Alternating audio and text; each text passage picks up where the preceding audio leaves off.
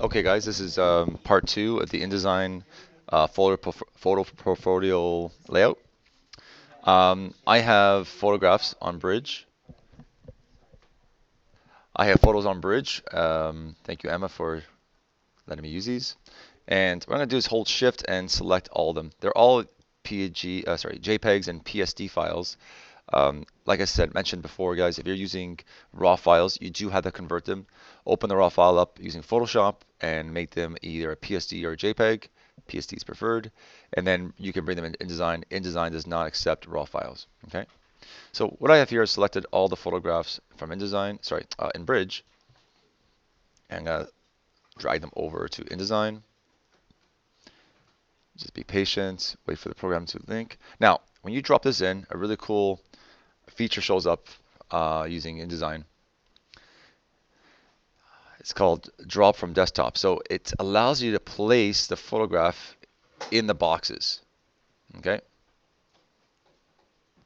So I see this photograph here and I'm thinking, okay, this will look good in this box. Boom.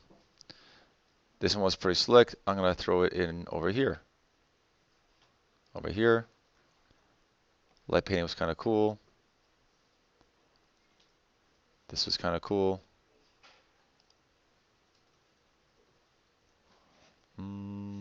Emma, was this your HDR or your the field?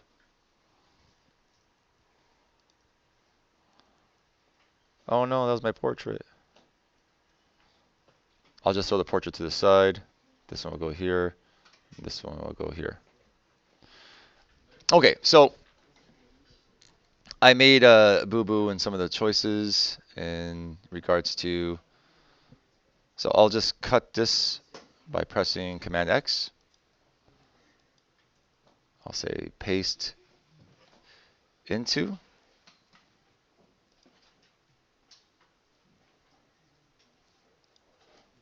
And then, now, if I were to select all these photographs and just say right click, fitting, and I say fit content proportionally, they all fit content proportionally. Now here, this is where you'll make decisions on framing and cropping. I'll delete that photograph there. I'll go back to Bridge.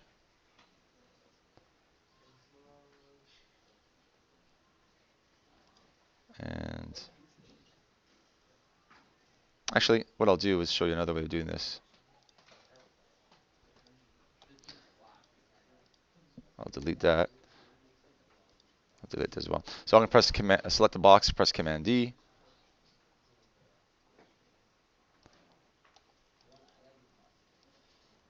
Uh,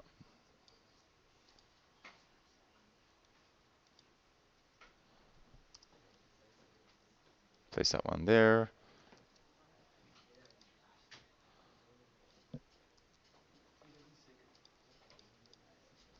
Control E. So I press Command, Alt, Shift, and E, and that's fit in place. This photograph here, I'm going to just get Command X. I'm going to paste that into there. And Command X. Paste that into there. And what photograph am I missing? The light painting. Okay. Command D and all right, so I got my photographs in place and I'm quite happy with some of the selections. Now I'm just going to zoom in. Now this photograph was decent, but a lot of the background of the photograph takes away from the really cool effect of the light painting. So this is where I'm going to hold Shift. And if I hold Alt, I can actually use the same center point. I'm going to really blow up this photograph. So I'm just focusing on the light painting and not anything else. And it's a cool light painting, and it's more better when you just focus on that area. Panic shot's cool. I could maybe zoom in.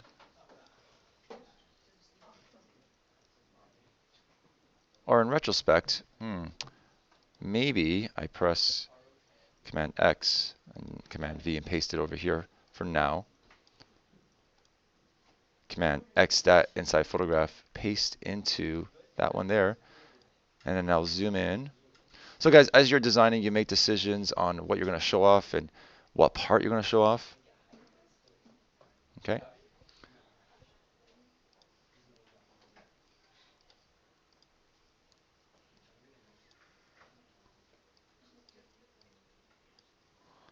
Really show off the flowers here. And anyways, this is where the fun comes. And you make decisions on how you want to crop your photograph, enlarge certain parts of it. Even your portraits, you can trim some parts off. Doesn't need to be.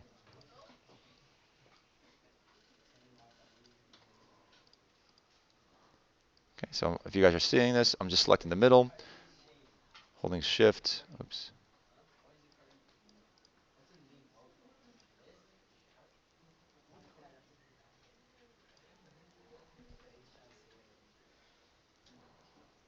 And if you're doing the portrait, guys, just make sure that the person's faces on both of them are proportioned, meaning the faces are the same size. If you need to, click and drag a guideline, and you can like say, all right, chin to chin, head to head, they look pretty much similar. So using guidelines are helpful as well. Okay. Press Command X, paste into, and in this case, I'm going to grab the photograph by using the selection tool and zooming in.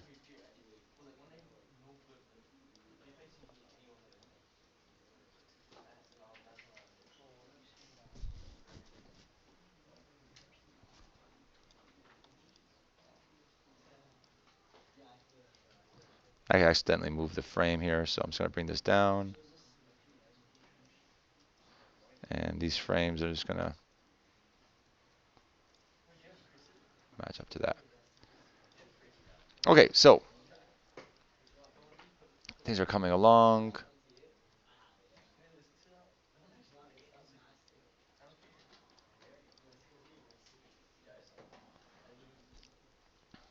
Nice depth of field shot, but I'm just going to focus in.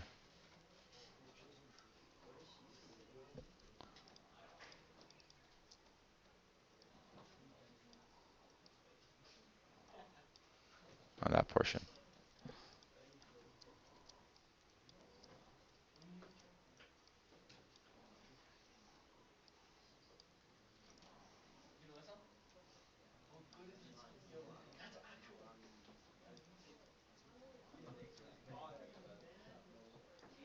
Frame it so that the gas tank is out.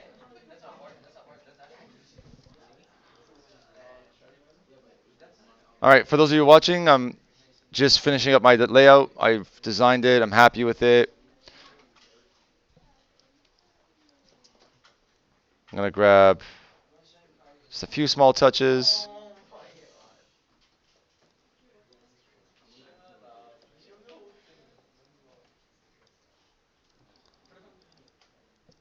Command 0 to back up. Cool. So I'll preview this. Get rid of all the... Now, guys, I have a decision to make whether I want to put little outline stroke around this. I'm going to press Command A, or actually, you know what? I'll press Command A and not select this thing right here. So hold Shift. If you want to add a stroke, maybe you want to add a nice little border to your photographs. It's up to you. By default, it'll be black. If you want to change the color, you can. Just go to the stroke color. And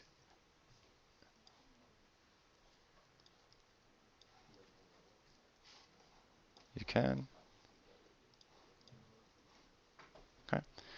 Now, adding text boxes, guys. So what we're going to do here is really simple. You grab the text tool. Now, this is where you might want to use layers to make things easier. So I'm going to click on a new layer. I'm going to call layer 1 Photos. And layer 2 Text. So it allows me to lock this layer so I don't touch my photographs. And now I can zoom in on an area, drag a text box, and then you can call this Light painting. So now you're just telling the audience that's looking at this that this is your photograph. So light painting, um, ISO 100. I'm just going to go back to bridge, and I can use my metadata to find out the specs. F-stop was 22. So I'll put F22. SS was 10 seconds. Okay. Now, obviously, black on this photograph was a poor choice. So my text is going to be black. I'm going to change the color to white. Right. What other specs can I mention here? Let's go back to bridge. 100. If you want to mention the lens, but essentially if you mention the ISO, f-stop, and shutter, it should suffice. If you want to say white balance and focus, you can as well. But those three major ones, ISO, f-stop, and shutter, should be on each photograph. Okay.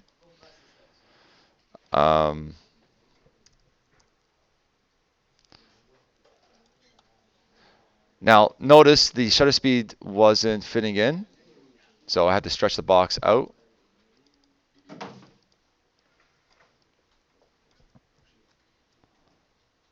Okay. Now you can pick and choose what font you want. This one, if I wanted to, I could probably give it more emphasis by going with a bold font.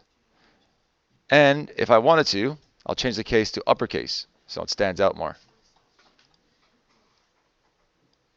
If you press Command Alt and C, it shrinks the box to the area of the text. Okay. And if you want to, you can even try this, where you just get a rectangle box, make the fill color, say, white, and you can go to Effects and Transparency.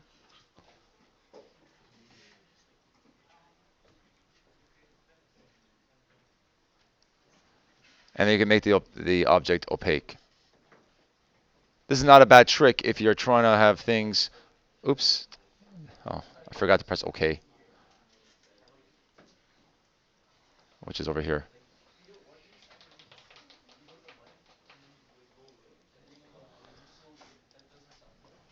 And if you wanted your text to be over top,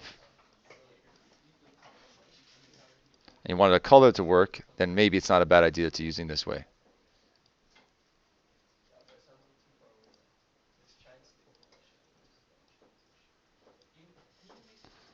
And I'll send by right-clicking to the back.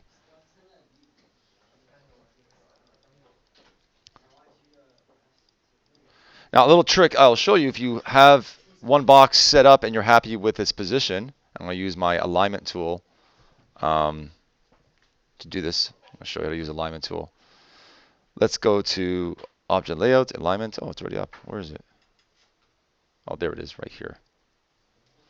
And I'll say, based on my selection, I would like these two objects to be center and center. Okay. Now, if you're happy with that typography and font choice and color choice, then hold Alt and duplicate it and do it again. And double click on it. And you can change the parameters. So this will be a panoramic. Anyways, not going to bore you with that. You would do this multiple times. Make sure your name is somewhere on your layouts. And voila. So the emphasis, guys, the idea with the text boxes, they're not to take away from your photograph. They're just kind of educating the person who's looking at your work what kind of photo it is and what kind of settings you used. Okay.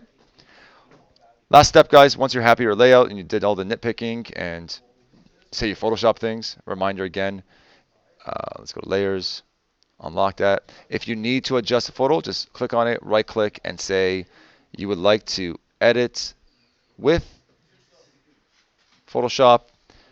It'll open up in Photoshop. You can do adjustments using the adjustment layers or image and adjustments. The difference is these ones are removable, the other ones are not. Okay, so if you want to do a levels change here, and I want to make this whiter, okay, you can do that as well. Press OK, save your photograph, and then when it goes back into InDesign, it'll automatically update. Okay, so anyways, if you're happy with all your choices in layout and design and Photoshop, you'll save it and you'll make it a high-res PDF by going PDF presets, high quality, saving it primarily in the same folder you did it in. Call it last name, first name, photo portfolio. Save. You can view it afterwards. It's up to you. You can say, in this case, it's only page 1, but I'm just going to make sure it's only page 1. This doesn't really matter, but leave it on anyways. And there are bleeds in. I'm not worried about that because I will be slapping it into a larger poster for you afterwards. But if you are dealing with a service bureau, you might want to add crop marks and bleed so they know where to trim your piece of paper, especially with all white background. Press export.